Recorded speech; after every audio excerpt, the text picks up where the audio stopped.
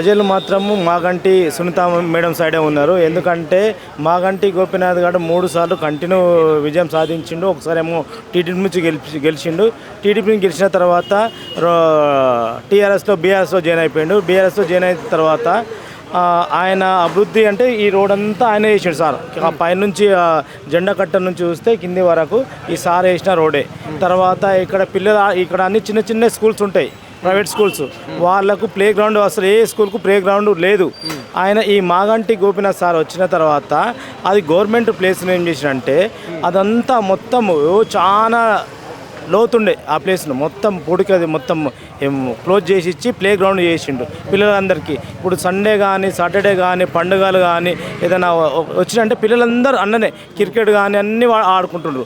చిన్నవంత అసలు ఇక్కడ ఈ ఎస్పీ హిల్స్లో అసలు పార్కు లేదు. అసలు పార్కు లేకున్నా కానీ సార్ ఏం చేసిండంటే అందరు పొద్దున్నే 5 గంటలకు 4 గంటలకు 6 గంటలకు 7 గంటలకు అందరూ వాకింగ్ చేస్తుండ్రు. అట్లాంటి ప్లేసు సాయంత్రం ఆగానే వాకింగ్ చేస్తుండ్రు.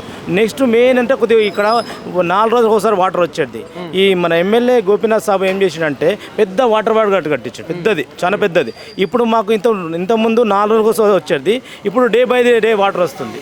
ఇప్పుడు వాటర్ ప్రాబ్లం అంతా సాల్వ్ అయిపోయింది. దీనివల్ల సార్ మంచిగా చేసిండు. 100% సునీత మేడం వచ్చే ఛాన్సెస్ ఉంది. సునీత మేడం వస్తుంది, దీనికి తిరుగులేదు.